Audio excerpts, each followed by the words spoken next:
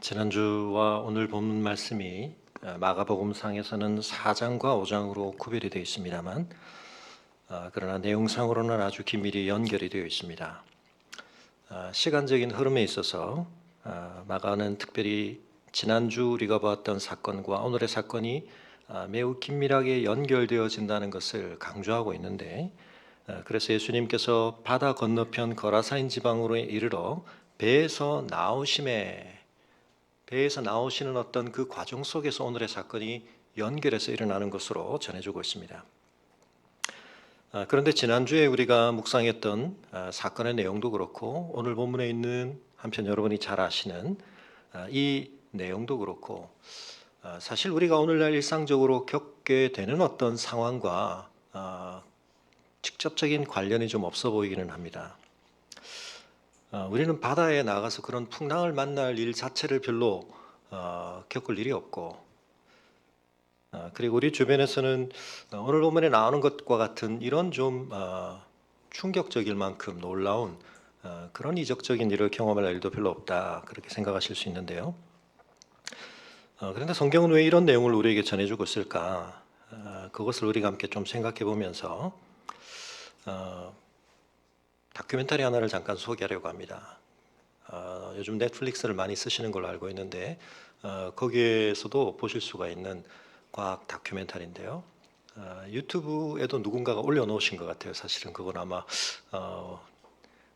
그냥 올려놓은 건지 어떤 건지 잘 모르겠습니다만 공식적인 건 아닌 것 같은데, 지금 잠깐 보여드리려고 하는 것은 유튜브 채널에 가시면 있는 공식 예고편인데요. How can I, as a small person, answer a question about the cosmos? You have a puzzle with a billion pieces, and we've got one piece. So, why are we here?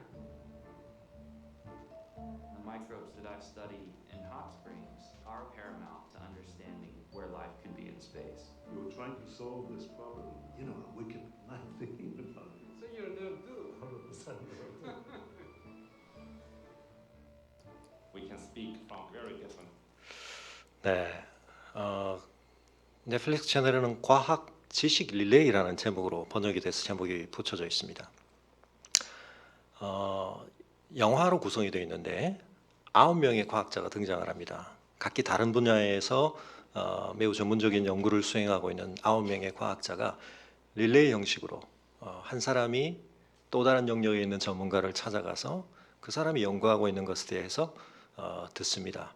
그러나 오늘날 이 학문 분야들이 굉장히 이렇게 쪼개져 버렸기 때문에 한 분야의 대가고 전문가지만 다른 영역으로 가면 같은 과학 영역 안에 있지만 거의 문외한이 되어버립니다. 그래서 그 영역에서 사용하는 관측기구나 개념들이나 이런 것들에 대한 설명을 듣는데 한편은 우리에게 좀 위안이 됩니다.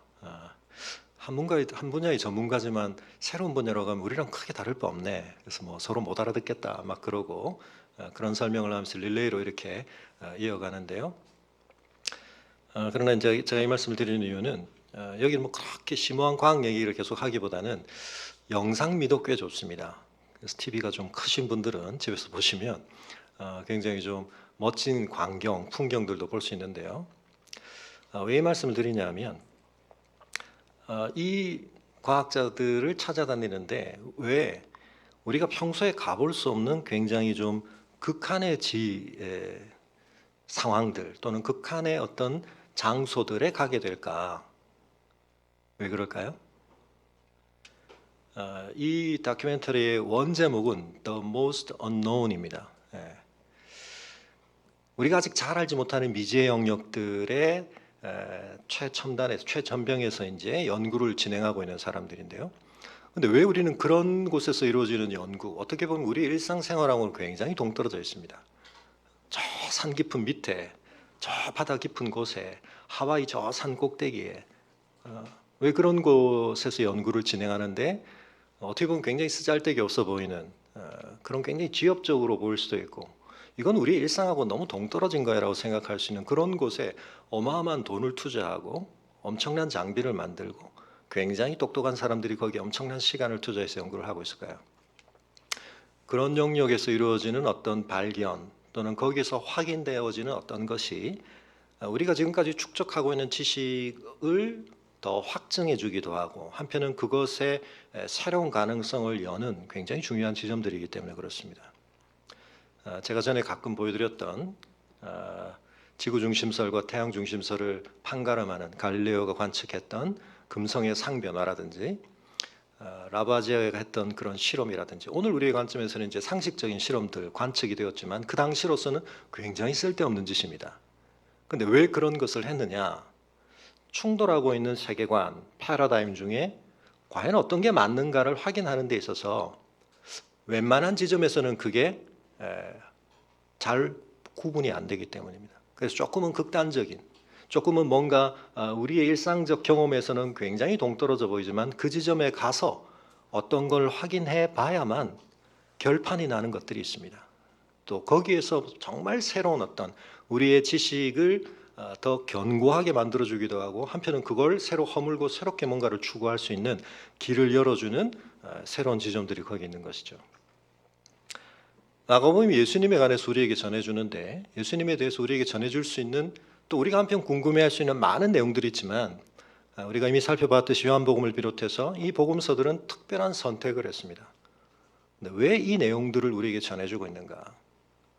한편 지난주에 이어서 오늘까지 이 내용들은 어떻게 보면 우리에게는 굉장히 좀 낯설기도 하고 우리의 삶과 굉장히 동떨어져 있는 오늘 이 시간 우리가 여기 앉아 있으면서 애써 집중을 하지 않으면 우리의 마음을 계속 채우게 되는 이번 한 주간 동안 우리의 관심이나 우리의 의식을 지배했던 것들 또 내일부터 시작될 아니 오늘 당장 예배를 마치고 집으로 돌아가는 순간부터 내가 고민해야 되고 부딪혀야 되는 씨름거리더라고 생각할 때 이건 너무 동떨어진 이야기인 것 같아.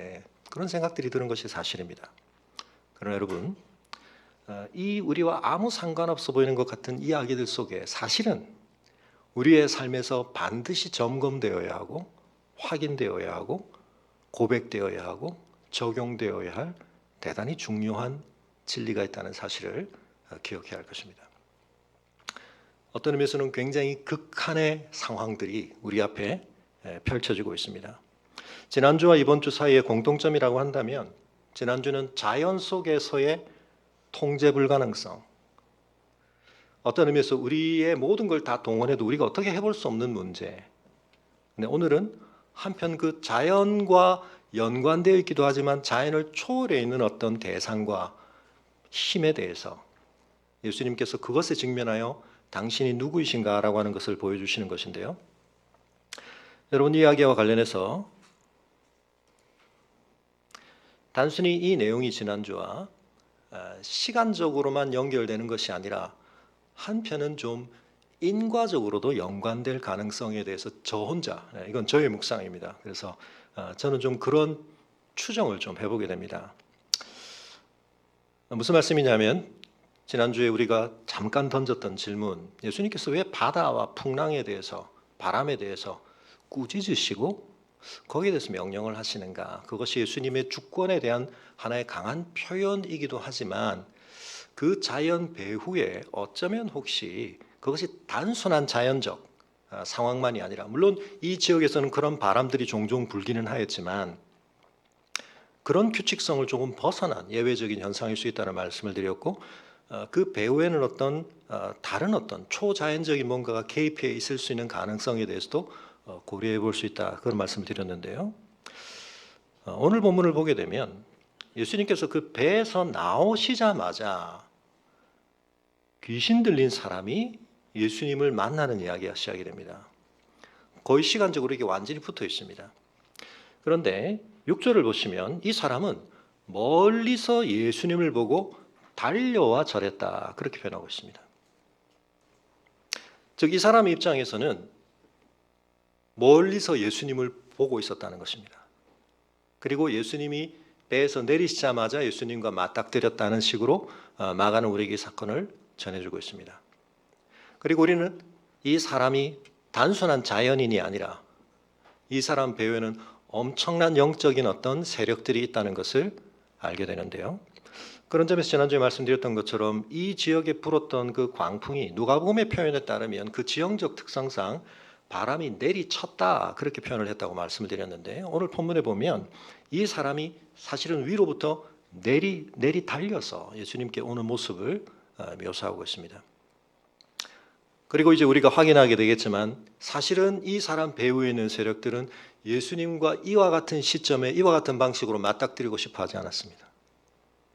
그런 점에서 그리고 궁극적으로 이 사건에서 발생하는 부산물이지만 굉장히 충격적인 또 하나 오늘 이 내용에 있어서 굉장히 중요한 새로운 사건이 되는 돼지떼가 바다에 빠져 죽는 이런 장면들과의 연관성을 생각할 때 돼지라고 하는 자연적인 대상들 배후에서 영적 세력들이 어떤 작용을 할 수 있다는 것을 오늘 본문이 보여주고 있기 때문에 어떤 점에 있어서는 지난주 우리가 보았던 이 4장의 마지막 풍랑의 배후에 예수님께서 이 지역으로 이렇게 넘어오시는 것을 강력하게 막아보려고 하는 어떤 시도들이 있었을 가능성도 있지 않을까. 이것은 확정적으로 드릴 수 있는 말씀은 아닙니다. 그러나 저는 그런 이 사건이 시간적으로만 연접해 있는 사건이 아니라 한편은 인과적인 관련이 있을 가능성도 조금은 있다. 그러나 그건 상당한 저의 추론입니다. 그러나 주제적인 면에 있어서는 분명히 긴밀한 관련이 있는 것이 사실입니다. 앞서 말씀드렸다시피 두 사건의 공통적인 것은 사람이 어떻게 해볼 수 없는 상태들입니다. 대상들입니다. 오늘 본문에 보면 이 사람의 모습을 묘사를 하고 있는데 역시나 전체 분량상 공간복음의 다른 두 복음 누가 마태복음보다 상당히 전체적인 길이가 짧은 마가가 이 사람의 행위, 상태를 묘사하는 데는 훨씬 긴 자세한 묘사를 하고 있습니다. 이 사람은 더러운 귀신이 들린 사람이었다. 그리고 이 사람은 무덤에 주로 거주를 하고 있었다. 그래서 이 당시의 무덤이라고 하는 것은 우리처럼 그냥 이렇게 땅을 파고 묻고 땅을 덮어버리는 방식이 아니라 주로 동굴을 많이 활용하기도 하고요. 그래서 해안 지역에는 더더욱 그런 식으로 자연적으로 만들어진 동굴도 있고 인위적으로 판 동굴도 있지만 그런 지형들을 이용을 해서 시체들을 거기 보관하기도 하고 그리고 이 무덤들은 매장을 해서 완료하는 것이 아닙니다. 시신이 좀 부패해서 썩고 그것을 다시 수습할 수 있는 기간까지 보관하는 그런 시설들이기 때문에 한 동굴 안에 한 무덤 안에 여러 구의 시신을 두기도 하고 또 거기서 이러저러한 장례를 지내기 위해서 공간들이 마련되어 있기 때문에 거기서 사람들이 거주할 수 있기는 하는데 아무도 거주하려고 하지는 않겠죠. 그것이 위생적인 불결함도 있겠고 또 심리적인 두려움도 있겠고 그러나 무엇보다도 유대인 사회에서는 그것은 굉장히 꺼려질 만한 일입니다. 왜냐하면 시체, 죽은 것과의 접촉은 그 자체로 종교적인 부정을 의미하기 때문입니다. 그러나 어쨌든 이 사람은 무덤 사이에서 지내던 사람입니다. 그리고 3절이 묘사하는 바와 같이 이전에 그를 대했던 많은 사람들의 시도가 있었는데 이 사람은 결론이 난 사람입니다. 어떤 결론이 났느냐? 어떤 방법으로도 제어가 불가능하다. 이 결론이 나기까지는 상당한 시도들이 있었겠죠. 표현하고 있는 바와 같이 그를 쇠사슬로 메어보려고 했는데 여러 번 고랑과 쇠사슬에 메었어도 가능한 한 그를 무력화하기 위해서 손을 묶고 발을 묶고 몸을 제어해보려고 했지만 그것이 통하지 않았습니다. 그는 그것을 다 깨뜨리고 끊을 수 있는 강한 힘을 가지고 있었습니다. 이 힘은 단순한 그의 근력의 힘이 아니라 뒤에서 보겠지만 그의 안에 작용하고 있는 어떤 영적 세력의 힘이었던 것을 보게 됩니다. 그는 밤낮 무덤 사이에서나 산에서나 늘 소리를 지르며 밤낮 그러고 다녔다는 것은 이 사람은 안정된 휴식의 시간을 잘 안 보낸다는 거죠. 어떤 의미에서는 과각성 상태 비슷한 겁니다. 그리고 항상 흥분되어 있는 상태, 소리를 지르는 상태. 마태와 누가가 여기에서 조금씩은 다르게 표현하는 게 있는데 어쨌든 다른 복음서의 관점을 우리가 좀 빌어오자면 이 사람을 주변에 있는 사람들이 매우 두려워했습니다. 많은 사람들에게 위협이 됐기 때문이겠죠. 그러나 이 사람은 다른 사람들에게만 피해를 끼치는 것이 아니라 자기 자신을 자해하는 그런 행동을 했습니다. 돌로 자기 몸을 해치고 있었다. 그래서 그 몸에서 여러 가지 계속된 반복된 상처가 나고 피가 흐르는 그런 처참한 지경에 있는 사람이었습니다. 이런 사람을 지금 예수님이 만나시는데, 지난주 우리 상황을 다시 생각해 보시면 제자들의 입장에서 지금 광풍이 일었던 바다를 겨우 통과해서 왔는데 이제 좀 뭔가 안정된 상황이라고 생각을 했는데, 어떤 의미에서 새로운 종류의 광기가 있는 사람, 통제가 불가능하고 제어가 불가능한 사람, 그런 사람을 맞닥뜨리게 된 것입니다. 자, 이 상황에서 오늘 우리는 좀 놀라운 장면들을 여럿 보게 됩니다. 그리고 이 이야기들은 앞서 제가 말씀드렸던 것처럼 우리가 그냥 교과서에서 배우는 익숙한, 우리 모두가 공유하고 있어야 할 그런 보편적 지식 정도가 아니라 우리가 새롭게 알아야 되거나 우리가 기존에 알고 있는 것들을 다시 확증하기 위해서 미지의 영역에서 우리가 뭔가를 발견해야 하는 것처럼 사실은 우리에게 굉장히 많은 질문을 유발하는 사건들입니다. 그리고 그 질문에 대해서 시간적인 한계도 있지만 저의 신학적인 이해를 다 동원해도 저 역시 여러분에게 명확한 답을 드릴 수 없는 그런 질문들도 있을 것입니다. 그러나 그런 속에서도 우리가 그렇다면 어디에 초점을 맞춰서 이 사건이 오늘 내 삶과 내 존재를 향하신 하나님의 말씀이라는 것을 깨달아야 할 것인가, 우리가 그런 초점을 가지고 살펴봐야 할 텐데요. 중요한 것은 이 사람이 예수님 앞에서 보인 태도입니다. 앞서 말씀드렸던 것처럼 아무도 이 사람을 제어할 수가 없었습니다. 그런데 놀랍게 이 사람이 마치 뭔가에 끌려서 오는 것처럼 예수님 앞으로 스스로가 찾아옵니다. 그리고는 절을 했다, 그렇게 표현하고 있습니다. 그리고는 예수님을 향해서 큰 소리로 부르짖습니다. 지극히 높으신 하나님의 아들 예수여. 지금까지 마가복음에서 예수님에 대해서 표현되어진 예수님의 정체를 제대로 알고 있는 고백이 사실은 이미 앞서 한 번 있었던 귀신의 목소리를 통해서 들린 적이 있었지만, 그때보다 지금 이 사람을 통해서 이루어지는 고백이 훨씬 더 깊이가 있죠. 지극히 높으신 하나님의 아들 예수여. 여기까지만 보면 여러분, 지금까지 예수님의 가르침을 받거나 예수님의 기적을 경험했던 어떤 사람들에게서 나타났던 반응보다 예수님에 대해서 굉장히 적극적이고 굉장히 온전한 어떤 이해와 태도를 가진 것처럼 보입니다. 그런데 그 다음이 문제입니다. 오늘 제가 설교 제목에 선에 관한 표현을 썼는데 우리가 요즘 많이 쓰고 있는 표현이라, 한마디로 말하면 여기서 이 귀신 들린 사람은 선을 긋고 있습니다. 무슨 말입니까? 그 다음 뭐라고 말하죠? 나와 당신이 무슨 상관이 있나이까? 예수님을 굉장히 반겨서 온 것이거나 예수님을 환영하거나 예수님에게 뭔가 간절함을 가지고 나온 것처럼 보이기는 하는데, 그리고 그는 굉장히 예수님에게 경배하는 듯한 자세를 취하기도 했고 예수님에 대해서 너무나 놀라운 정확한 고백을 가지고 있는데, 여러분, 이 사람이 보이는 태도는 우리가 정말 본받고 추구할 만한 경배라고 하는 것이 온전해지기 위해서 필요한 뭔가를 중요하게 결여하고 있습니다. 선을 긋고 있습니다. 여러분, 때로 우리의 관계 속에서도 매우 예의를 잘 갖추는데 그 예의가 존경과 여러 가지 다른 표현일 수도 있지만 여러분, 선 긋기가 될 수 있다는 걸 아십니까? 아주 깍듯한 예의를 갖추어서 우리가 선을 딱 그을 수 있습니다. 최대한의 예의를 갖추어서, 그러나 딱 거기까지.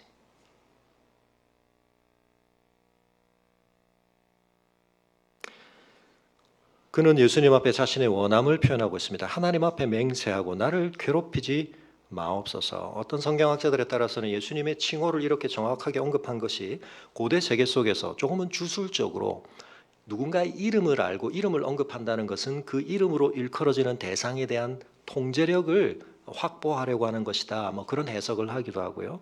그리고 여기 지금 이 사람이 표현하고 있는 표현들이 사실은 어떤 그런 축사의 과정, 귀신을 내어 쫓는 과정에서 자주 사용되어지는 전형적인 구조를 그가 어떻게 보면 선수를 쳐서 미리 쓰고 있는 거다. 뭐 이런 번역들을 해석들을 하기도 합니다만 뭐 그런 것들을 우리가 꼭 감안하지 않더라도 그는 분명히 그가 앞서 보였던 태도와 고백의 내용, 예수님에 대한 그 칭호에 담긴 것과는 좀 다른 표현을 쓰고 있는데요. 나를 괴롭히지 마옵소서. 예수님 뭐 하셨습니까? 그에게? 듣고 보면 참 이상한 이야기죠. 그는 다른 사람들을 막 괴롭게 했습니다. 심지어는 자기 자신을 괴롭게 합니다. 근데 정작 예수님 옆에 와서 나 괴롭히지 마세요 그러고 있습니다. 우리의 마음에 문제가 생길 때도 이 피해망상이라는 게 막 생기는데요.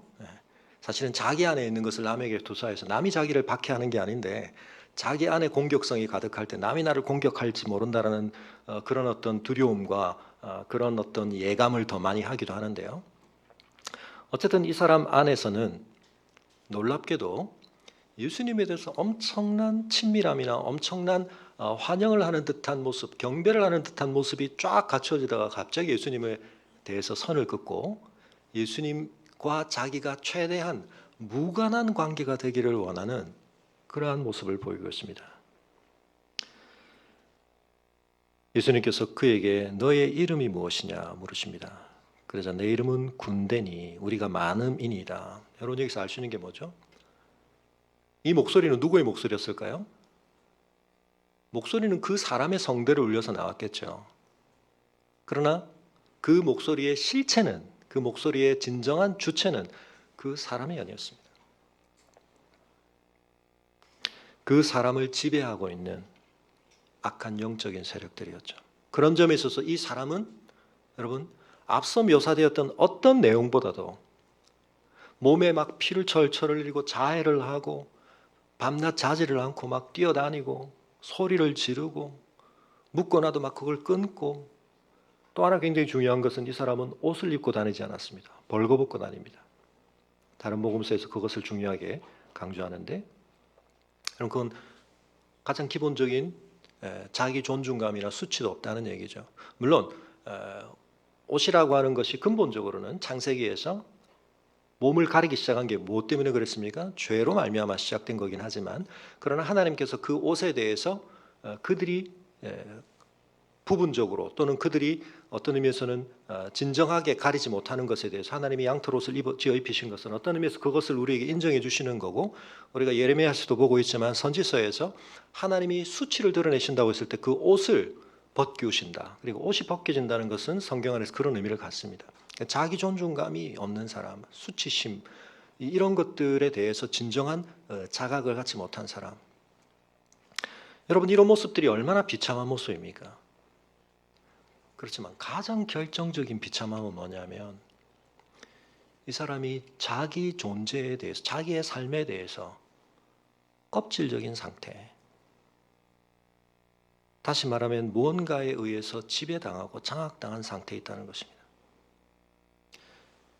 여러분 이것이 하나님이 보시기에 얼마나 안타까운 상태인가? 왜요? 하나님이 인간을 놀랍게 지으셨는데 인간이 이 엄청난 여러분 이런 다큐멘터리를 보시게 되면 한편은 우리가 그 사람이 뭐 크리스찬으로서든 아니든 상관없이 인간들이 35조 개가 넘는다고 추정되고 있는 미생물까지를 포함한 이 지구상의 그 엄청난 생명체 중에 지금 한 100만 개 정도 우리가 그나마 좀 파악을 하고 있다고 생각되는 이 생명체들 가운데 유일하게 인간이 어떻게 이 존재 세계를 다 아울러서 파악해가고 있고 그걸 더 깊이 알아볼 수 있는 놀라운 관측 기구들을 기술들을 이렇게 만들어서 이 세상을 이렇게 이해하고 또 활용해가고 있는가 생각할 때 인간이 얼마나 놀라운가 한편은 그렇게 우리가 알 수도 있는데요. 그러나 그것 가지고는 다 담아낼 수 없을 만큼 인간은 하나님에 의해서 너무나 특별한 존재로 지음받았습니다. 하나님의 형상으로. 근데 인간 속에 담길 수 있는 가장 엄청난 가치는 뭐냐면 그런 놀라운 지식도 있고 윤리의식도 있고 예술적 감각도 있고 어마어마한 것들이 있지만 언어를 사용할 수 있는 그리고 추상적 사고를 할 수 있는 능력 뭐 모든 것들이 있지만 가장 중요한 건 인간 안에 하나님의 형상이 담긴다는 것. 여러분 이것이 가장 놀라운 것인데 그 인간 안에 그 인간의 하나님을 반영할 수 있는, 하나님을 닮을 수 있는 어떤 것이 아니라 그것이 무화되어 버린 것처럼, 그것이 지워져 버린 것처럼 더러운 귀신이 그를 마음껏 장악하고 조종할 수 있는 상태가 되었다는 것, 여러분 그것이 얼마나 비참한 것이겠습니까?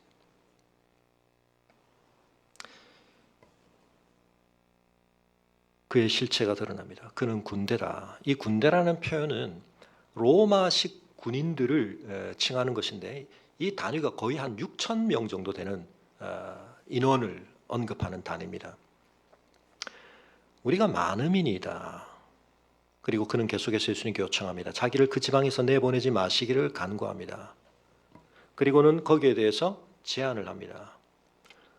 마침 거기에 돼지의 큰 떼가 산 곁에 먹고 있었다. 여기서 우리는 이 지역이 유대인들이 주로 거주하는 지역이 아니라는 걸 알 수 있죠. 데가볼리라는 말 자체가 10개의 도시들, 주로 헬라 도시들이 연결되어 있는 어떤 지역을 말하는데요. 그래서 이방인들이 많이 거주하는 곳입니다.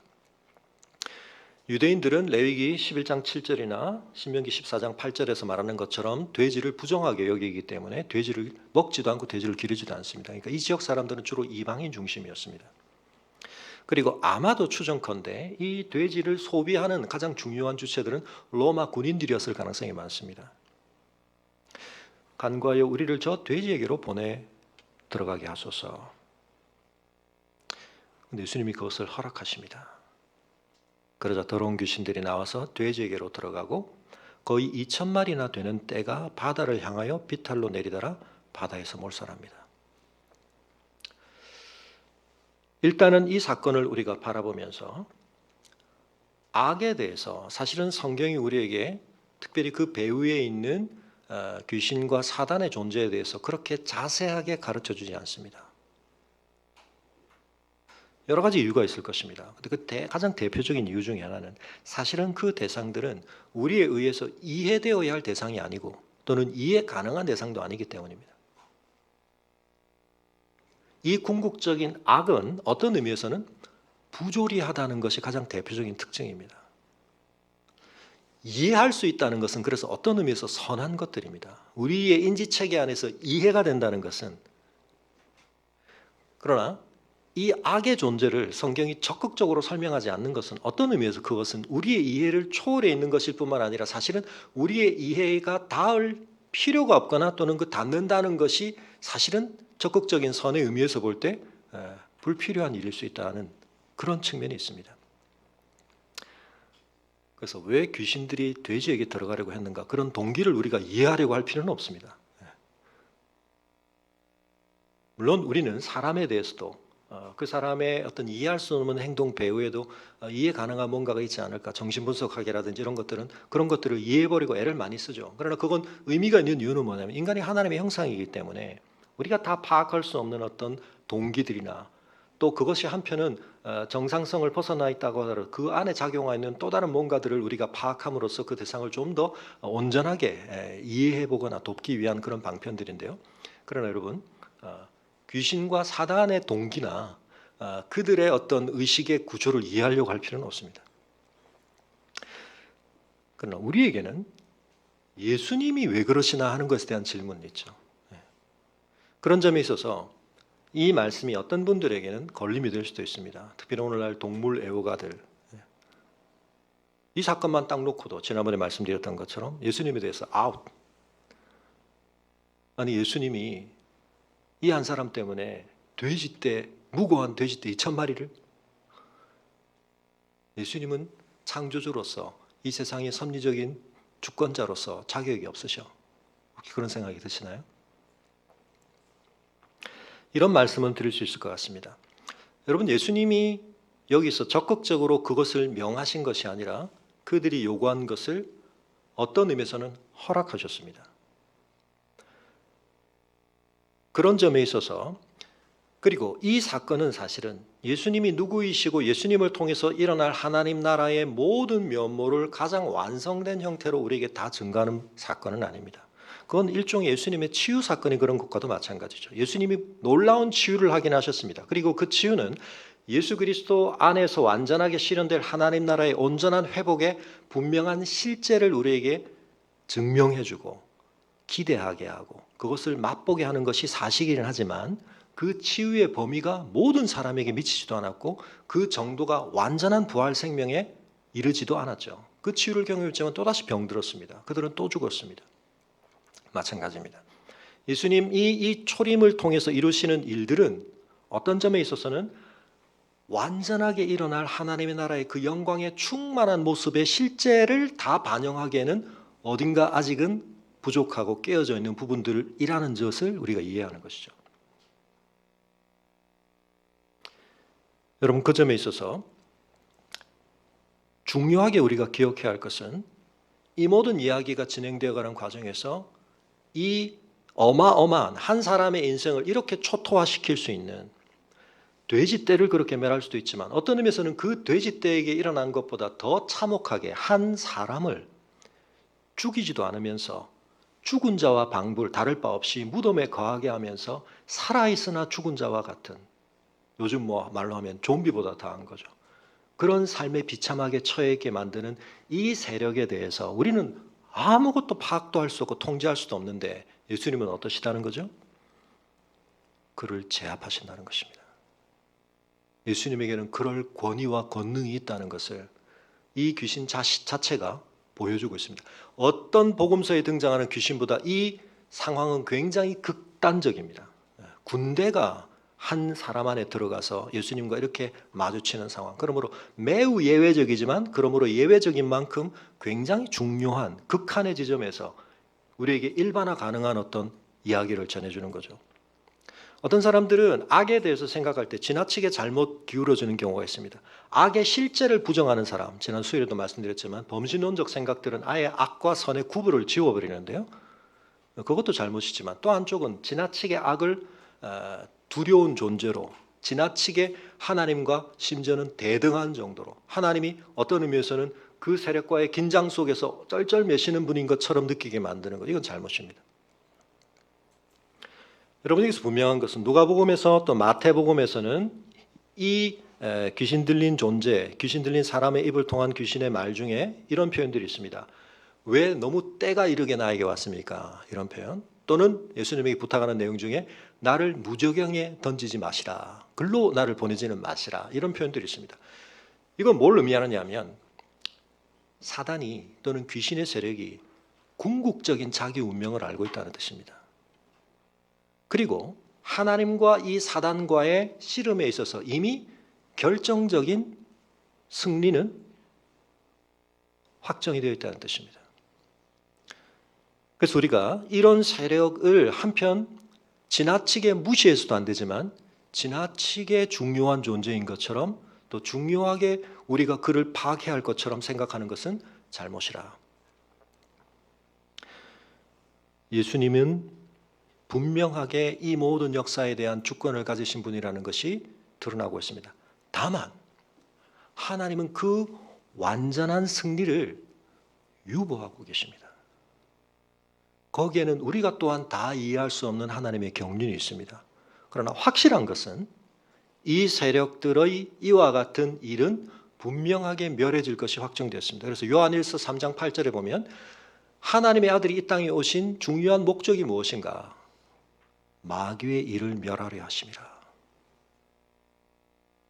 우리가 지난번에 이사야 53장을 하면서 복음에 관한 이야기를 하면서 십자가의 구속의 여러 측면들 가운데 악에 대한 정복자 그리스도의 측면이 우리에게 좀 더 많이 이해될 필요가 있다는 말씀을 드렸는데요. 그런 측면에서 성경은 우리에게 하나님께서 창세기에서 여자의 후손이 와서 뱀의 머리를 깨트릴 것이라고 말씀하신 그 사명과 관련하여 메시아의 중요한 사명은 이 악한 세력들에 대한 패배를 확정짓고 하나님의 승리를 이루실 것이라는 것을 말씀하고 있습니다. 그래서 누가복음 11장에 보면 예수님께서 지난번에 바알세불과 관련된 논쟁 속에서 누가복음 버전에서 예수님 그런 말씀하시죠.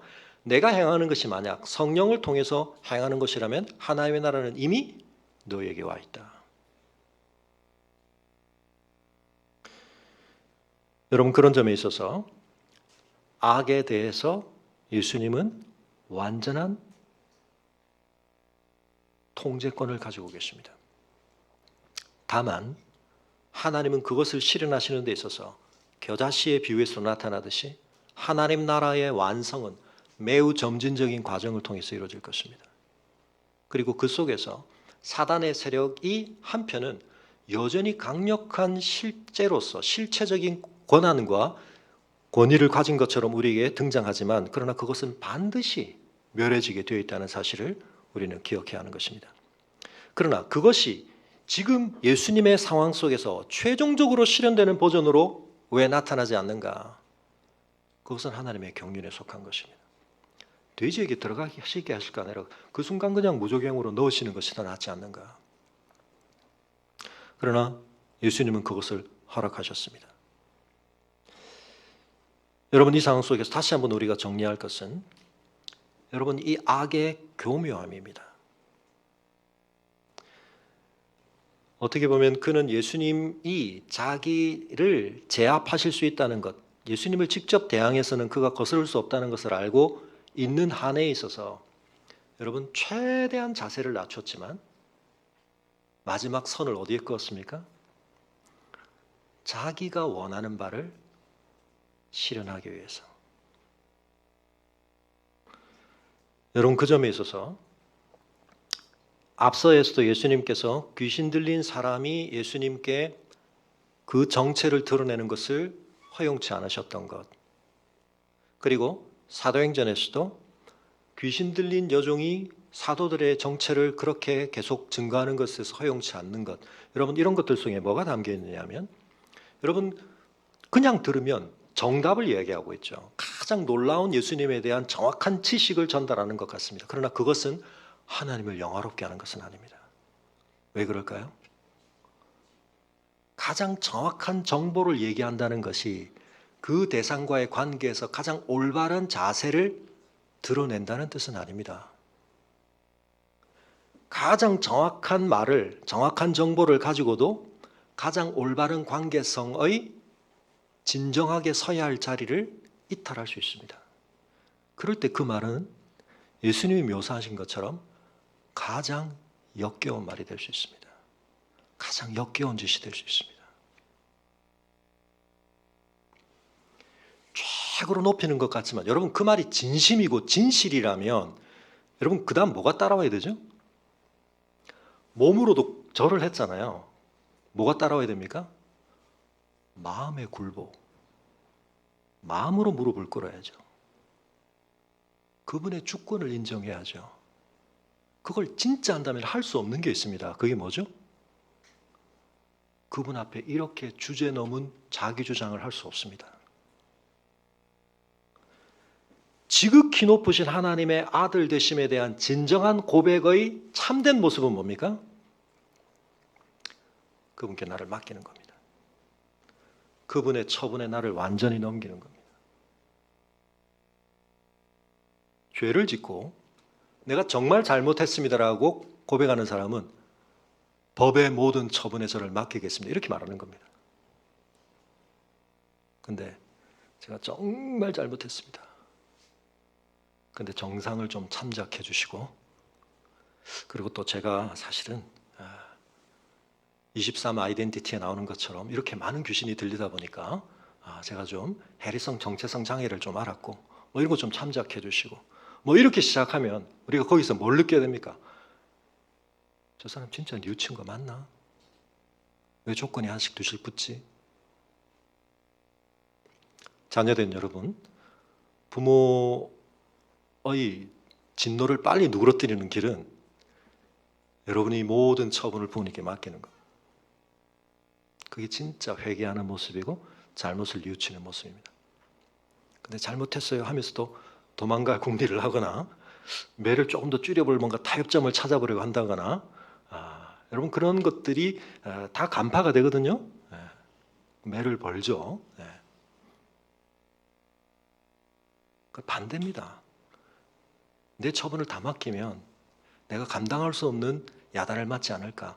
근데 여러분 그게 진짜로 전달이 되면 야단을 칠 필요가 상당히 줄어들었다는 것을 바로 그 모습을 통해 확인시켜 주는 것입니다. 근데 그게 확인이 안 되니까 어떤 의미에서 여러분이 벌을 받는 기간이 늘어나는 겁니다.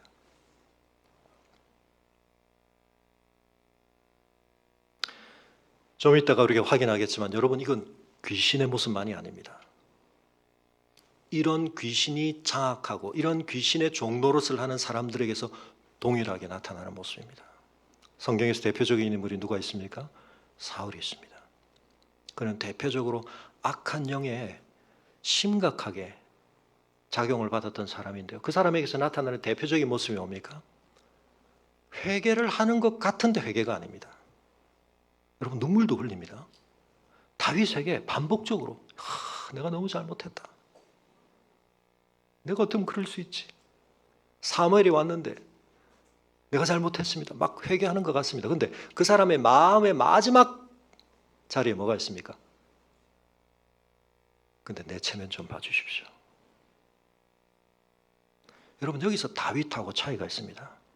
어떤 의미에서 사울보다 다윗이 저지른 죄의 질이 어떤 의미에서 훨씬 나쁩니다. 근데 우리가 시편 51편에서 봤듯이 여러분 다윗이 그 죄를 끌어안고 어떻게 합니까? 하나님께 모든 처분을 맡겼죠.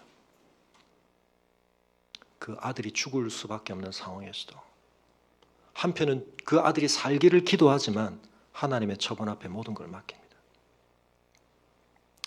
여러분 내가 진정한 회개를 했는가라는 걸 생각할 때 내가 쏟은 눈물의 양이 얼마인가, 내가 얼마나 막 몸부림을 쳤나 이런 게 중요한 게 아닙니다. 회개를 했다는 건 뭐냐면 내 존재 그리고 그 문제에 대한 처분권을 완전하게 하나님의 심판에 맡겼나 이겁니다. 어이구 하나님의 심판에 맡기면 나를 끝장내지 않으실까? 여러분 나는 끝장나야 된다는 것을 고백하는 게 회개죠. 그래서 예레미야서에도 있고 제가 댓글도 달면서 다시 대문글 달면서 반복적으로 제가 하고 있습니다. 미가서에서도 마찬가지였죠. 하박국도 마찬가지입니다. 진정한 회개의 참모습은 뭡니까? 나는 하나님의 이 진노를 당해야 돼. 나는 맞아도 싸.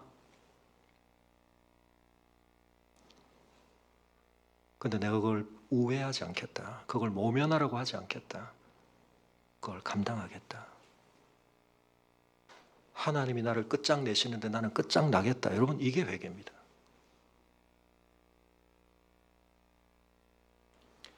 여러분 거기에는 하나님의 선하심에 대한 그리고 하나님의 주권에 대한 어마어마한 인정이 들어있는 거죠. 그게 진짜 지극히 높으신 분의 권위를 진짜 인정하는 겁니다.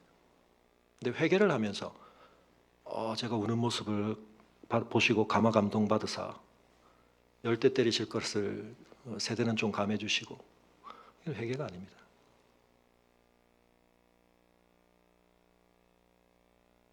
저를 죽여주십시오. 그래야 그 예자와 단절이 되죠. 진짜 죽는 거거든요. 근데 하나님 우리를 아브라함이 이삭을 바쳤을 때 그랬던 것처럼 이미 우리가 죽었기 때문에 우리가 죽어야 될 부분에 죽을 때 하나님이 우리를 진정으로 살리십니다. 예레미야가 지금 사실은 보여주고 있는 이스라엘 전체의 운명이 그런 거죠. 근데 우리는 안 죽어. 하나님은 너희들은 죽는다 그러시는데 우리 죽기는 왜 죽어? 근데 그 배후에 뭐가 있냐면 여러분 굉장히 지혜로운 것 같고 자기를 굉장히 아끼는 것 같고 굉장히 자기에 대해서 충실한 것 같지만 여러분 거기에 사단적인 간교함과 어리석음이 들어있는 거죠. 여러분 사단의 운명을 보십시오. 사단이 굉장히 지혜로운 것 같은데요. 가장 결정적인 어리석음이 뭡니까? 자기들의 운명이 정해져 있는데 그건 알겠고 지금은 말고 이겁니다. 무적행에 갈게요. 죽을게요. 근데 지금은 말고요. 그 시간을 버는 게 무슨 의미가 있습니까? 근데 여러분 이게 인생의 어리석음의 모습입니다. 결말이 뻔한데 그 결말을 직면하기를 싫어하고 지금만 아니면 괜찮아. 사울이 그렇습니다. 엘리 제사장이 그랬습니다. 하나님의 충격적인 메시지를 듣고 알겠습니다. 근데 뭐 지금이 아니면 뭐 찰나주의. 영원을 살 수 없습니다. 그 태도를 가지고는. 잠깐은 모면할 수 있죠. 근데 여러분 얼마나 어리석습니까? 그런데 우리가 하나님의 진리와 진정한 성령의 거룩하신 인도함 속에 있는 성숙한 자각을 하지 않을 때 우리의 관점과 시야가 그렇게 왜곡되고 좁아져서 우리가 그런 근시안적이고 지엽적이고 단기적인 선택에 의해서 계속해서 반응하는 것입니다.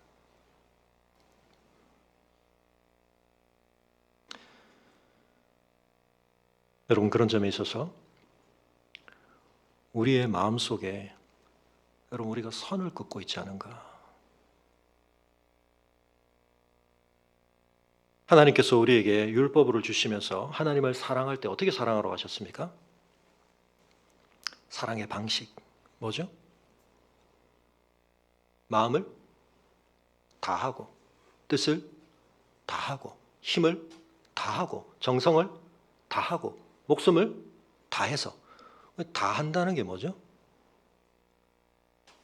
우리가 정할 수 있는 한계선 요만큼 그걸 지우라는 얘기죠. 선을 긋지 말라는 얘기입니다. 저 일주일에 큐티 새벽 기도 통독 매일 하고 있는데요. 헌금도 그냥 주일 예배도 제가 그건 굉장히 잘하고 있습니다. 만족하시죠? 이렇게 생각한다는 게 뭐죠? 선을 긋고 있는 거죠. 하나님의 영광이 어떤 것이고 그분이 우리로부터 받으셔야 마땅한 존귀함이 뭐고 더 중요한 것은 그분이 우리를 사랑하실 때 어떻게 사랑하셨는지를 알게 되면 우리 안에 그런 생각이 비집고 들어올 겨를이 없죠. 조금은 외람된 표현이지만 여러분 같은 우리가 인간 안에서의 사랑을 따져볼 때도 그렇지 않습니까? 한때 뜨겁게 연인이 사랑하고 부부가 되기 위해서 사랑할 때도 어떻습니까? 뭔가를 열심히 해주고 그거 가지고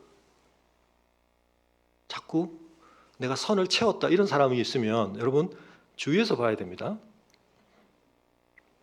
나 할 바를 다 하고 있다 이러면 이 사람이 사랑이 뭔지를 모르거나 이 사람의 사랑은 굉장히 얕구나 이렇게 알아야 되죠. 뭐라고 해야 됩니까? 어마어마한 걸 하고도 다 하지 못해서 아쉽고 한때라도 그런 때가 있어야 됩니다. 그죠? 더 엄청난 걸 못 해줘서 내가 안타깝고 미안하고 아쉽고 이러면 이 사람 속에 사랑이 있구나 적어도.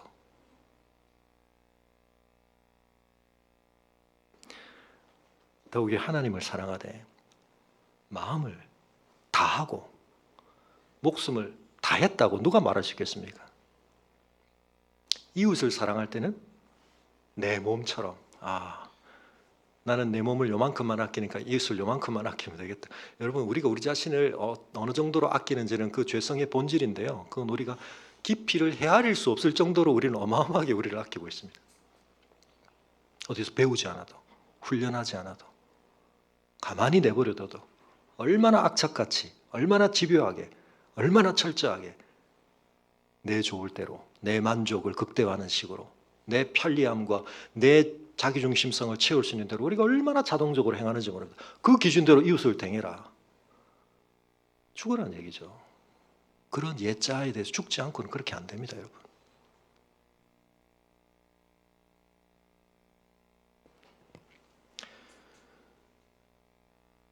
여러분 중요한 것은 사실은 오늘 이 본문의 가장 중요한 내용은 지난주에서도 바다와 예수님과의 관계, 바람과 예수님과의 관계가 아니듯이 그 이야기의 후반부에 있습니다. 그 일을 경험하고 제자들에게 어떤 일이 일어나는가. 바깥에 있는 광풍은 잠잠해졌고 제어되었는데 그들 안에 주님의 그 놀라우신, 그들이 인정하긴 했었지만 주님 안에 그 정도의 권능이 있는 줄, 자연을 그렇게 제압하실 줄 몰랐기 때문에 그것이 드러나자 그들 속에 한편 그분이 누구이시지에 대한 새로운 질문이 일어났듯이 여러분 이 사건을 경험한 어떤 사람들의 이야기가 이어져 나옵니다. 치던 자들이 도망하여 읍내와 여러 마을에 들어가서 말합니다. 어떻게 되는지를 보러 와서 예수께서 그 귀신 들렸던 자하고 군대 집혔던 자가 옷을 입고 벗었던 옷을 입고 정신이 온전해져서 앉은 것을 보고 어쨌다고요? 두려워하더라. 와, 예수님이 이런 엄청난 놀라운 일을 행하시고 귀신을 저렇게 압도적으로 제어하시고 와, 이런 분이 우리 마을을 방문해 주시다니 너무 해피하다, 너무 좋다. 그게 아니고 두려움에 잠겼는데요. 물론 그 속에는 어느 정도의 경외감과 이런 것도 있겠습니다만 자기들이 지금껏 어떤 방식으로도 제어해보려고 했지만 안 되던 사람을 예수님이 놀랍게 제어하셨는데, 예수님이 무슨 마술적인 주문을 외우거나 주술적인 의식을 행하신 게 아닙니다. 그냥 가라. 예수님은 아주 간단하게 제압하셨습니다. 그런데 결정적으로 이에 귀신 들렸던 자가 당한 것과 대지의 일을 본 자들이 그들에게 알림해, 여러분 그들이 예수님께 어떻게 했다고요? 저희 마을을 방문해 주셔서 너무 감사합니다. 이런 엄청난 분이, 이 한 사람이 그 인생이 그렇게 망가져 있다고 어떻게 이렇게 온전해질 수가 있나? 주님은 놀라운 분입니다. 그렇게 한 게 아니고 뭐예요? 떠나시기를 간구하더라. 여러분, 귀신이 매우 예의를 갖추는 것 같았으나 선을 그은 것처럼 누가 또 선을 그었습니까? 이 어마어마한 예수 그리스도가 누구이신가? 자연을 제압하실 정도가 아니라 초자연적인 그 권세를 제어하시는 분이라는 이 결정적인, 예수가 정말 놀라우신 메시아라는 사실이 증거되고 있음에도 불구하고 그 엄청난 계시를 받고 그 엄청난 은혜가 펼쳐지는 그 순간 그들은 어떻게 하고 있습니까? 예수님에 대한 자기들의 태도를 딱 선긋고 있습니다. 여기 계시지 마십시오. 여러분, 이 두 존재들이 매우 유사한 것을 보게 됩니다. 귀신 들린 사람도 예수님 앞에 달려나왔고 이들도 그 일을 듣고 예수님 앞으로 나와왔습니다. 굉장한 예의를 갖춥니다. 근데 마지막에 뭐가 있습니까? 선긋기가 있습니다. 귀신들이 뭐라고 그랬습니까? 이 지역을 떠나지는 않게 해주십시오. 뭐죠? 여기가 우리 관할 구역입니다. 이 사람들이 뭐라고 하고 있죠? 여기는 우리 구역입니다. 우리랑 당신이 같이 있기는 좀 뭔가 적합하지 않은 것 같습니다. 저쪽 동네로 가시죠. 여러분, 귀신 들렸던 사람의 그 귀신에 장악당하고 있던 모습이 비참하다면 이 마을 사람들이야말로 여러분 가장 비참하다는 것을 알아야 됩니다. 왜요? 가장 소중한 진리가 이렇게 환하게 드러나고 있는데 예수가 누구이신가가 그들의 눈앞에서 온 세계에 기록되어 복음서 안에 간직될 이야기로 펼쳐진 그 사건이 그들의 눈앞에서 벌어졌는데, 그들의 시공간에서 그 일이 실현됐는데 그들은 그 일에 적용을 받지 않습니다. 올바로 관계 맺지를 않습니다. 선을 딱 그어버렸습니다. 떠나십시오.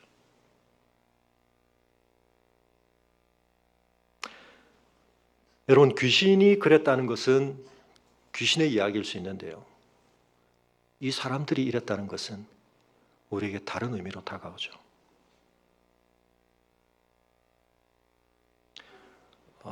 목사님, 그런데 그 이야기를 우리한테 적용을 하는 건 또 좀 너무 우리 자존심이 좀 상하는데, 이렇게 생각하신다면 여러분, 이건 저한테 하는 얘기고 우리 모두의 이야기입니다. 지난 한 주 동안 여러분 선긋기 안 하셨습니까?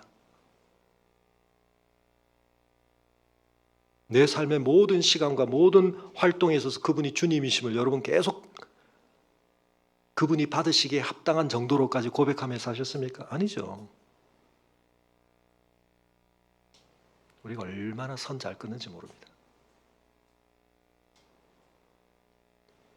주님을 주님이라고 부를 수 있는데요, 지극히 높으신 하나님의 아들 부를 수 있는데요, 여기는 넘어오지 마세요.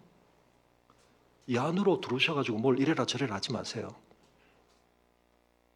제 이익을 위해서 저는 이런 방식으로 사업을 해야 되고요, 제 만족을 위해서 제가 이건 포기할 수 없고요, 제가 이런 것도 안 하고 제 삶에 무슨 낙이 있습니까? 거기에 대해서까지 주님 뭐라고 하지 마십시오. 그건 제가 알아서 하겠습니다. 하물며 이 사람들이 말은 안 했지만 어쩌면 돼지떼가 2,000마리나 그들에게서 손실되었다는 사실이 그들에게 결정적이었을지도 모릅니다. 이분이 여기 계시면 도대체 우리가 종잡을 수도 없고 어떻게 할 수도 없는 무슨 일을 할지 모른다. 마블 영화를 많이 하는 친구들은 히어로들이 이제 가끔 그런 일을 당하죠. 히어로들을 통제해야 된다. 시빌워에서 이제 그런 내용을 다루죠. 우리가 어떻게 할 수 없는 이 힘을 가진 존재들이 우리를 도와주기만 할까? 이 난장판을 벌리면 우리가 어떻게 할 수 있나?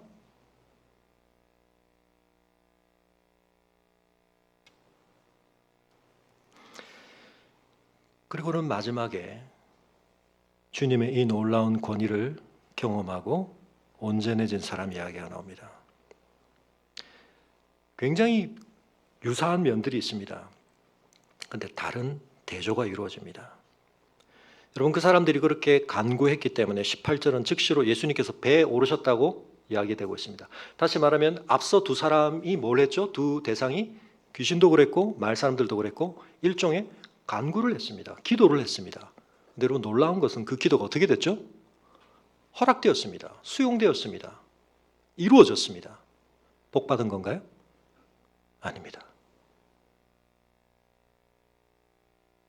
우리가 착각을 많이 합니다. 내 열망을 따라 구했는데 하나님이 허락해 주시네? 은혜 받은 건가요?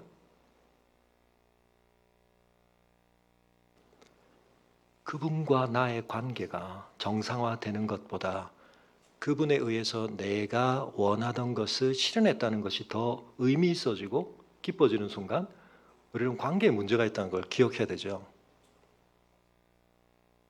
아빠가 멀리 갔다가 출장 갔다가 며칠 만에 못 보고 왔는데 아빠 손에 뭐가 있는가 없는가를 보고 없으니까 에잇 하고 들어가는 아들. 이해는 되는데 그럼 앞으로 뭐 더 받기 어렵죠. 아빠 손에 뭐 있고 없고가 아니라 아빠가 왔다는 사실이 반가워서 아빠 하고 불러줄 때 아직은 제가 저희 딸들로부터 그런 대우를 받고 있는 게 저에게는 너무 감사한 일인데 가끔 친구들 얘기 들어보면 너 딸들이 아직 그러냐 그러면서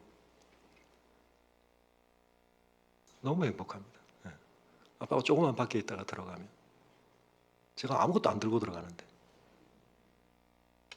얼마나 감사한지 모릅니다.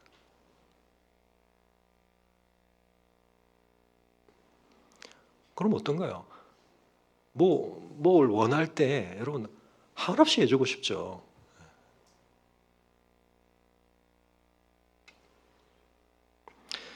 근데 놀랍게도 예수님과의 관계를 정말 소중히 여긴 사람이 드디어 출연했습니다. 그가 어떻게 했습니까? 이 마을 사람들은 떠나십시오. 예수님하고 선 긋고 예수님하고 상관없이 귀신들은 뭐라고 당신하고 나하고 무슨 상관이 있습니까?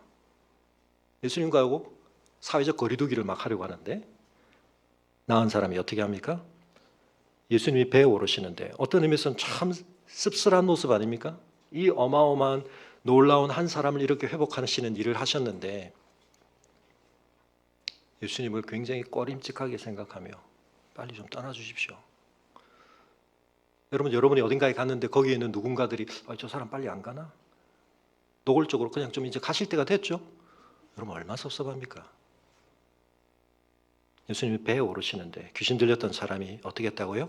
함께 있기를 간구하며.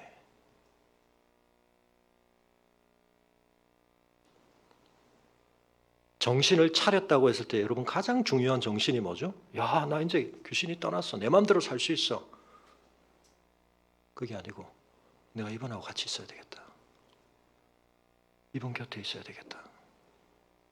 이분을 놓치지 말아야 되겠다. 구했습니다. 근데 여러분 이번에는 어떻게 됐습니까? 19절에 허락하지 아니하시고. 여러분 여기 놀라운 역설의 진리가 있죠. 우리의 기도가 응답되는 게 하나님의 은혜 받은 게 아닐 가능성이 많습니다. 우리가 열심히 기도했더니 내 바람대로 다 되었다. 여러분 귀신도 그랬고 이 마을 사람들도 그랬습니다. 착각하지 말아야 됩니다. 먼저 확인해야 될 건 뭐죠? 나와 하나님의 관계가 어떤데 그렇게 됐나? 선긋기를 하고 있는데 적당한 거리두기를 잘 유지하고 있는데 기도가 응답된다? 저주인 줄 알아야 됩니다. 네 선을 내가 지켜줄게. 저주 아닙니까 여러분? 아버지가 자녀들한테 그래 알았어. 우리 적당히 그 정도 거리 두고 살자. 저주 아닙니까?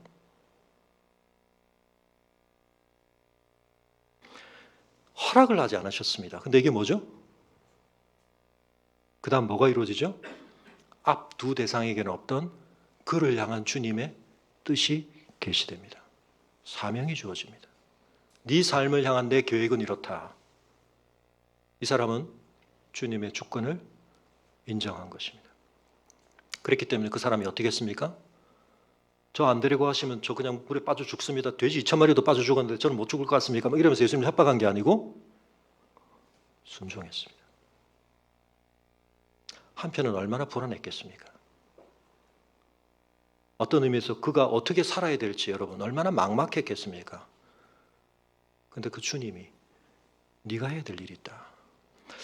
한편은 앞서 예수님이 이런 상황에서는 나의 메시아됨을 그렇게 공개적으로 말하지 말라고 그러셨는데 왜 이 사람에게는 그걸 허락하시는가? 어떤 의미에서는 앞서의 상황들은 유대인들을 대상으로 그들 속에 있는 메시아에 대한 왜곡되고 잘못된 기대와 예수님에 대한 메시아 인정이 잘못 맞닿아서 그릇된 흐름이 생길 것에 대해서 예수님이 좀 염려하셨다면 이 사람은 이방인 지역에 있기 때문에 그러셨나 그런 추정을 해볼 수는 있습니다만 예수님이 그 명령을 주십니다. 집으로 돌아가. 주께서 내게 어떻게 큰 일을 행하사 너를 불쌍히 여기신 것을 내 가족에게 알리라 하시니 어떻게 그가 가서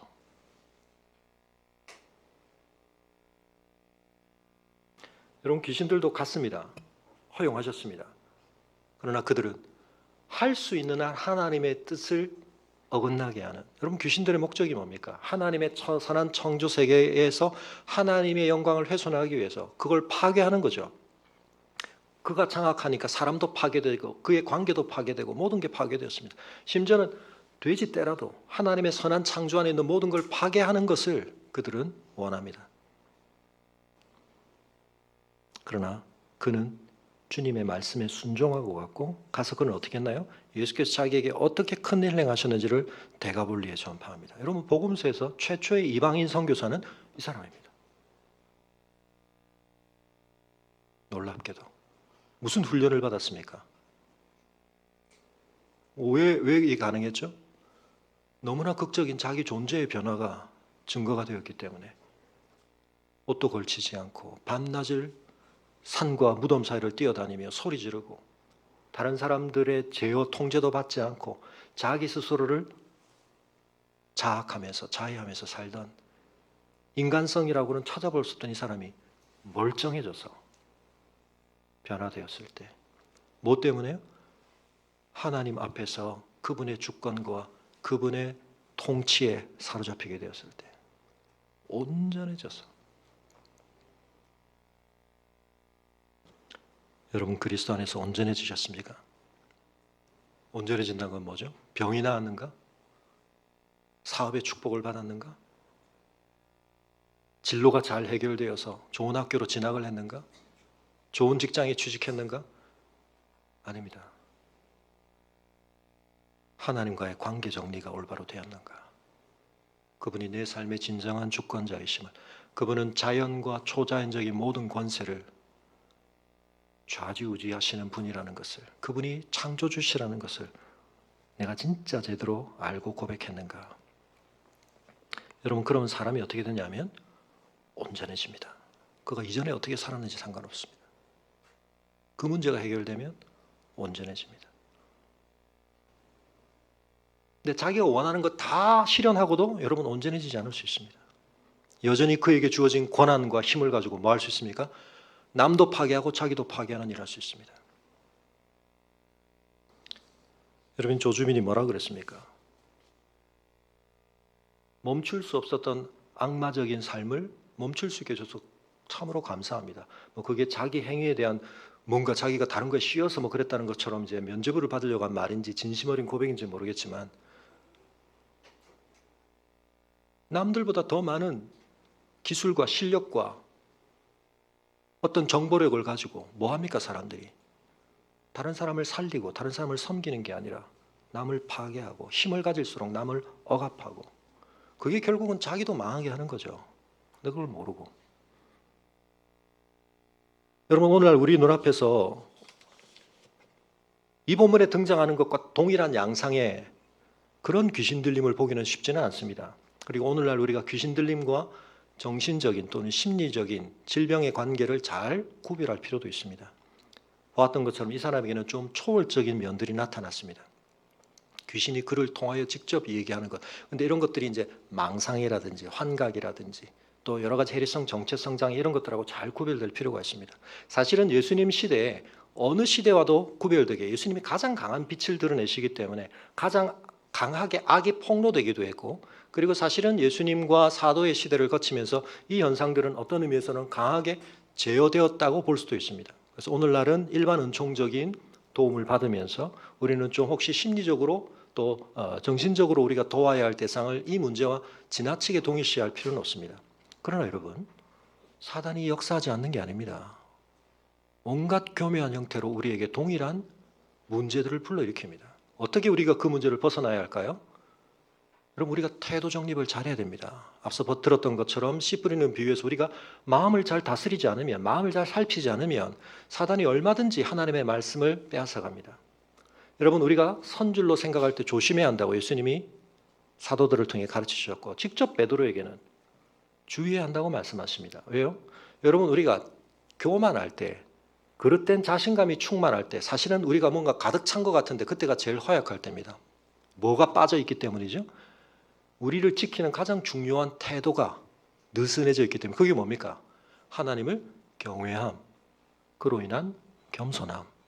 사실은 하나님의 영광에 대한 사모함에 충만하고, 다윗이 그랬을 때는 죄를 이길 수 있었습니다. 그런데 자기 영광으로 뿌듯해지기 시작하고 교만해지기 시작하고 선줄로 착각하는 마음이 들 때는 우리가 굉장히 충만해진 것처럼 느끼는데, 그때가 제일 허약할 때입니다. 뭘로 충만해야 됩니까? 하나님의 영광을 사모하고 하나님의 뜻에 헌신하고 충성하려고 하는 마음, 이웃을 사랑하려고 하는 마음, 겸손하려고 하는 마음. 근데 그게 언제 생기죠? 하나님의 영광을 제대로 경험할 때, 하나님의 사랑을 제대로 경험할 때.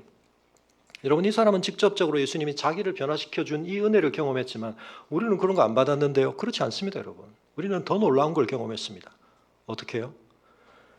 여러분, 사실은 이 장면 속에서 이 사람과 예수님의 모습, 결국은 이 복음서가 예수님이 누구이신가를 말하려고 하는데, 그분이 지극히 높으신 하나님의 아들 메시아로서 우리를 치료하시고 우리를 온전케 하시고 사단의 권세를 이렇게 꺾으시는데, 그분이 뭘 통해 그 일을 이루십니까?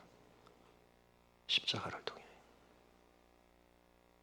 여러분, 그 십자가 위에서 예수님이 누구의 모습처럼 되시죠? 이 사람의 모습 아닙니까?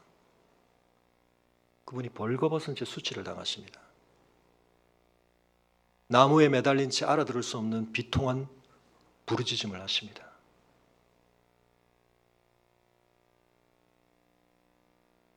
모든 사람으로부터 고립되십니다. 그리고 무엇보다도 온몸이 상하십니다.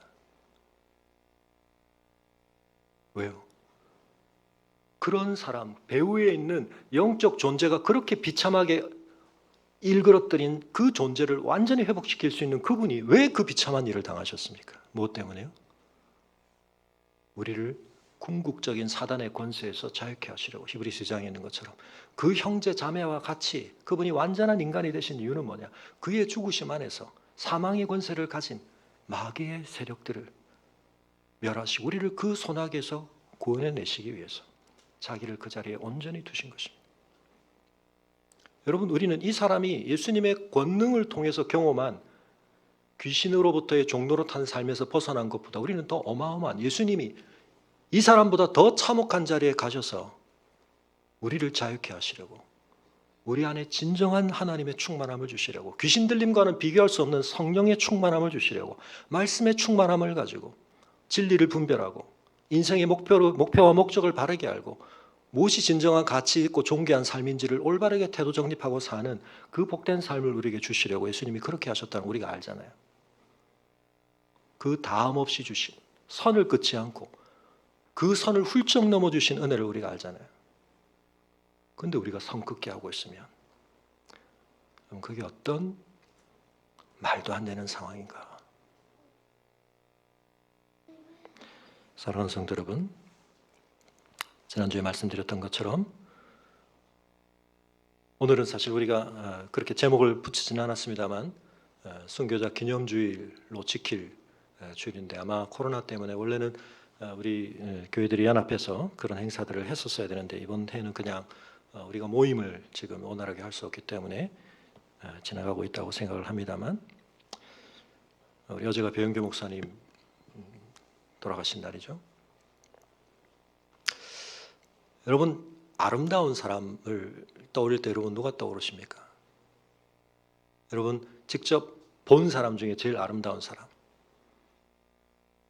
뭐 외모가 아름다운 사람 어느 정도까지 보셨는지 모르겠습니다만, 뭐 연예인을 탤런트를 보셨는지, 뭐 미스 코리아를 뭐 또는 뭐 모델을 보셨는지, 뭐 어떤 멋진 남성을 보셨는지 모르겠지만,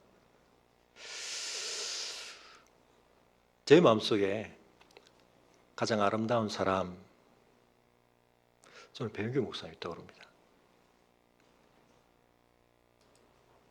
사진 한번 다시 보여주시고요. 뭐 여러 번 말씀을 드렸습니다만, 이 사진은 사실 돌아가시고 장례를 좀 연기하고 있을 때, 원래는 장례를 치르려고 영정 사진을 준비를 했었는데 가족들께서 피랍자들이 돌아온 다음 장례식을 하겠다, 그렇게 뜻을 밝히셔서 장례를 진행하지 못하고 그 영정 사진을 우리 대책 사무실 안에 있는 코너 한쪽에 그냥 이렇게 세워놓고 있었습니다. 그래서 제가 거기서 늘 이제 일을 보다가 어느 날 밤에 제가 이 사진을 좀 찍어놓고 싶다. 그래서 제가 핸드폰으로 찍어놓고 제가 보관을 하고 있는 사진입니다. 외모로도 뭐 잘생기셨죠. 네.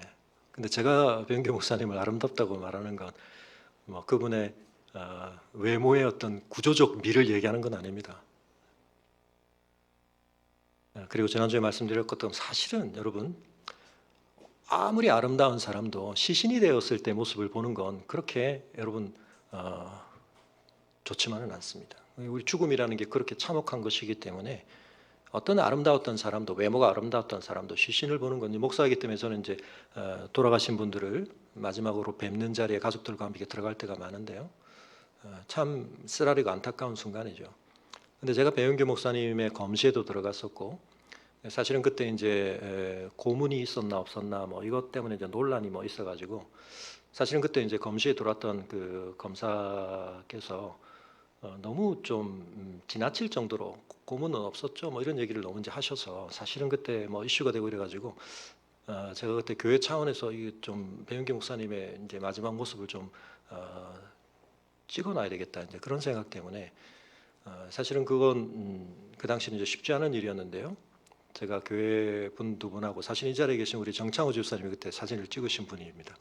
저는 그때 우리 정창호 집사님 잘 몰라가지고 교회 무슨 행사 했을 때 사진을 많이 찍으시길래 저는 사진 기사가 직업이신 줄 알았어요. 그래가지고 우리 교회 간사님 한 분하고 정창호 집사님하고 저하고 그때 안양 샘병원에 우리 박상은 장로님이 이제 그 중요하게 이제 역할을 하고 계셔서 우리가 영안실에 다시 한번 들어가서 시신을 다시 제가 보고, 제가 생생하게 기억합니다. 뭐 너무 자세하게 말씀을 드릴 수는 없지만 어떤 의미에서 목사님께서 마지막에 그 어떤 의미에서 배교에 대해서나 그런 여러 가지 시도에 대해서 처음 돌아가신 대표이기도 하시고 또 저항을 하시지 않았나, 뭐 저는 그렇게 생각합니다. 그러니까 이제 그 총상의 흔적이나 이런 것들에 대해서 제가 뭐 너무나 뻔하게 보고 그걸 충분히 추론할 수 있었는데요. 그 사실은 그 모습만 생각하면 그건 여러분 굉장히 트라우마가 될 수 있는 일이죠. 그런 한 시신의 모습을 본다는 게. 근데 제가 한 번도 그 장면을 떠올리면서 제 마음에 그런 마음이 남지 않습니다.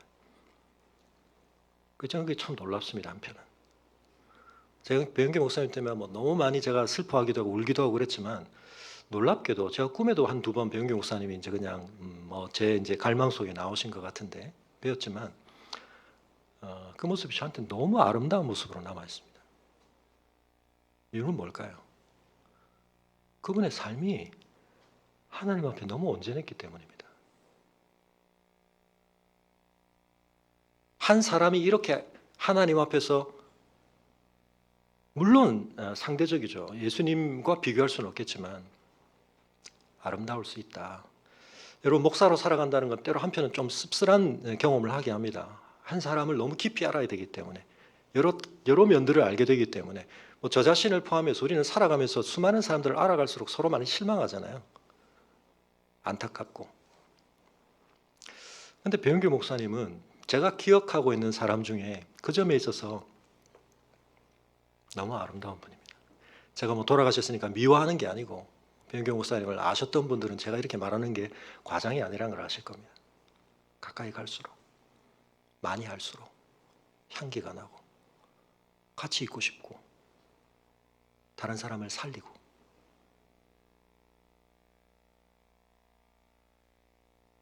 예수님과 그런 관계를 맺고 있는 사람에게는 그런 향기가 납니다. 그래서 무슨 여러분 기독교가 진리냐 아니냐에 대해서 우리가 뭐 여러 가지로 저도 변증도 할 수 있고 많은 지적인 논쟁도 할 수 있지만 여러분 제 마음 안에 있는 가장 중요한 확신은 뭐냐면 제가 책을 통해서 만났던 실물로 만났던 저에게 예수님이 살아계시다는 것을 그의 존재로 보여준 사람들, 예수님과 함께 놀랍게 연합되어 있었기 때문에 그 존재 안에서 예수님의 향기가 느껴지는 사람, 한 사람이 이렇게 아름다울 수 있다는 걸 저에게 확신시켜준 사람들이 있습니다.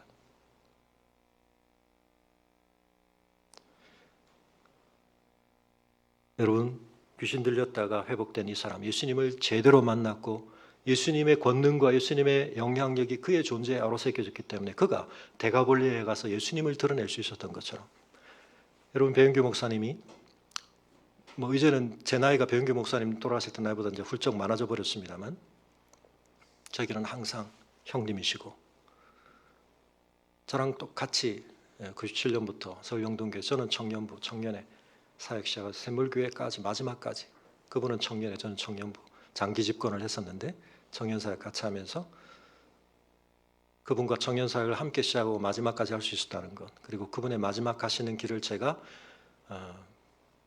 배웅할 수 있었다는 것, 저에게는 어마어마한 영적인 부채이기도 하지만 너무 놀라운 축복입니다. 저는 배은규 목사님 생각하면 늘 좀 부끄럽습니다. 그렇지만 배은규 목사님보다 살 기간을 더 주신 만큼 남은 기간 노력해서 한 10분의 1은 따라가야 되지 않겠나 생각하고 있습니다. 배은규 목사님을 잘 모르는 분들도 계실 텐데 여러분, 복음은 살아있는 실제입니다. 한 사람 속에서 놀라운 변화를 일으키는 권능입니다. 여러분, 이 권능이 오늘 여러분에게 허락되어 있습니다. 여러분, 선 끊지 마시기 바랍니다. 선을 그으면 여러분이 거기에 제한을 당하는 것입니다. 선 넘어 우리에게 주어지신 이 놀라운 은혜와 부르심 앞에 여러분 마음에서 선 긋고 싶을 때마다 그 마음을 지우시고 선 넘어 무리하게 응답하시고 헌신하시고 순종하시고 주님과 연합하시고 말씀을 붙드시고 하나님 앞에 기도하시되 내 욕망을 꺾고 주님이 나를 향해 가지신 부르심이 뭡니까? 주님이 나에게 주시는 비전이 뭡니까? 주님 나를 어디로 데려가려고 하시고 어디로 보내기를 원하십니까? 여러분, 거기서 한 번이라도 내 뜻을 뛰어넘는 주님 앞에서의 응답이 있을 때 여러분, 그것은 여러분의 인생에 너무나 소중한 새로운 출발점이 될 것입니다. 우리의 매일의 삶이 그러할 때 여러분, 우리는 하나님 나라를 확신하고 이 땅 위에서 담대하게 살 뿐만 아니라 이 세상 속에서 여전히 악이 횡행하는 이 시대 속에서도 아름다운 하나님의 사람으로 살 수 있는 것 기억하시며, 여러분, 우리가 배은규 목사님을 기억하며 그렇게 살 때 그분의 삶이 헛되지 않고 우리가 하나님 앞에서 여전히 함께 동역하는 것이 되리라 생각합니다. 우리 함께 자리에서 일어나겠습니다. 이 시간 함께 기도할 때 여러분, 우리가 번듯이 사는 것 같지만 옷도 잘 갖춰 입고 아무 문제 없이 사는 것 같지만 예수님과 선을 긋고 살고 있으면 사실은 우리가 비참하게 살고 있는 것입니다. 너무 엄청난 자원으로부터 우리 스스로를 차단하고 살고 있는 것입니다.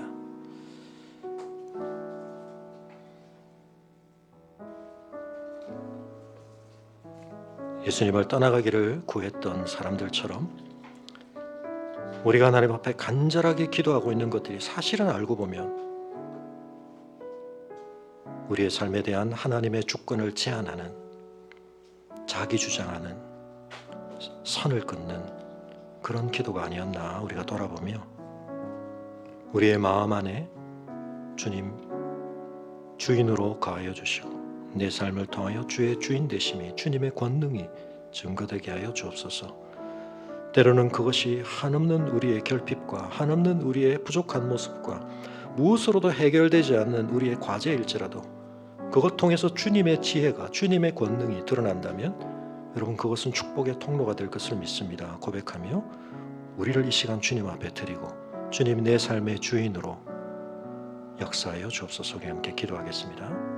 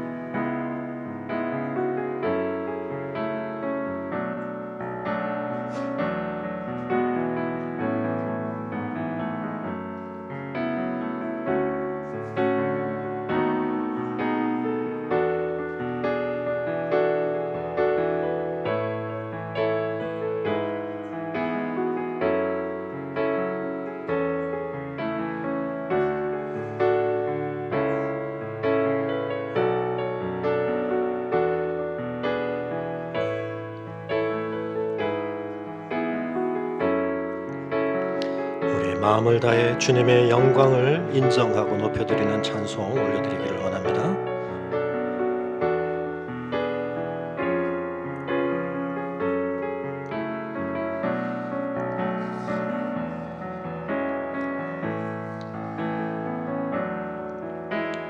주님 큰 영광 받으소서. 홀로 찬양 받으소서.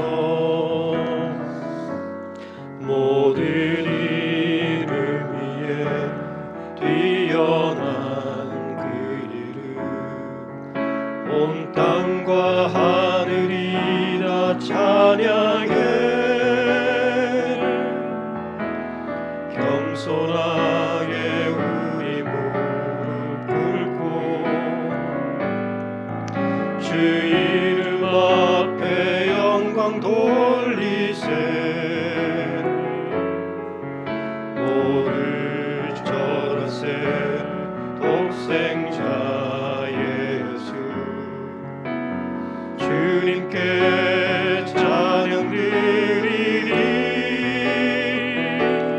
모든 영광과 존귀와 능력 받으소서. 받으소서. 영광과 존귀와 능력 받으소서. 받으소서. 그리스도 살아계신 하나님.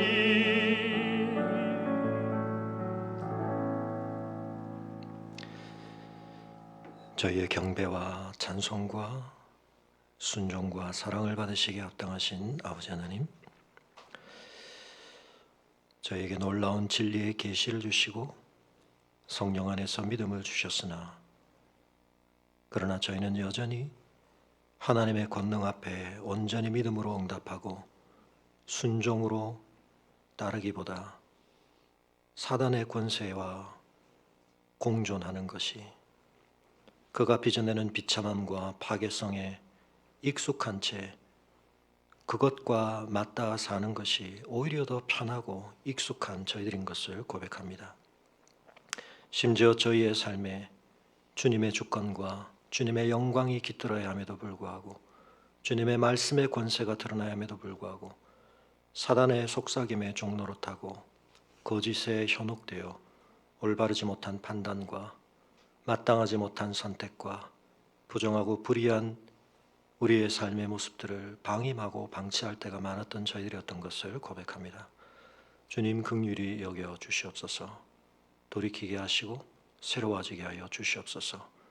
곤대 귀신 들렸던 자를 온전케 하신 주님의 권능으로 저희의 심령을 새롭게 하여 주사 굳어진 마음, 완악한 마음, 하나님과 상관없이 사는 것을 오히려 더 낙이고 평안이라 생각하는 거짓에 속은 마음들을 갈아엎어 주시고 주님 앞에 새로워지게 하여 주시옵소서. 그러나 주님, 저희 앞에 아름다운 믿음의 본을 가까이 허락하셨던 것들을 감사합니다. 우리 고 배은규 목사님, 심성민 형제, 안대욱 선교사님, 유경식 선교사님, 더 많은 삶의 시간이 기회가 주어졌더라면 하나님의 나라의 일들을 위해 더 아름다운 향기로운 열매들을 맺으셨을 텐데 저희의 마음에 늘 추모하고 추억할 때 아쉬움과 안타까움과 한편에 해소되지 않은 의문들이 늘 남아있지만 그러나 그분들의 삶이 이미 허락되어진 시간 안에 하나님 앞에 너무나 충실했기에 최선을 다했기에 선을 긋지 않고 주 앞에 응답하고자 살았기에 주님 그들의 삶을 일찍 받으신 것 아닌가 짐작해 봅니다. 저에게 허락되어진 더 많은 시간, 주님, 저희의 순종의 질이, 저희의 헌신의 깊이가 조금씩 더 깊어질 수 있도록 저희의 마음에 저희도 모르게 그어놓은 하나님 앞에서의 선들을 깨닫고 지워가며 선을 넘어 우리에게 쏟아주신 그리스도 안에서의 그 풍성한 사랑에 합당하게 조금이나마 더 하나님 앞에 진실해지며 주의 주권을 우리의 삶의 실제적인 상황과 순간들 속에 인정하는 법을 배우고 씨름하는 저희들 되게 하여 주시옵소서. 이제는 우리 주 예수 그리스도의 은혜와 우리 아버지 하나님의 그 크신 사랑과 성령의 감화 감동 교통하심이 다음 없는 은혜를 우리에게 주신 그 하나님의 사랑에 응답하고자 우리의 마음의 선을 넘어 주 앞에 헌신하기를 다시 한번 결단하며 우리의 삶의 아름다운 본이 되어주신 순교자들과 그 유족들의 삶에 주의 은혜 부어지기를 간구하는 성도들의 걸음 위에 지금부터 영원토록 함께 하시기를 간절히 축원하옵나이다.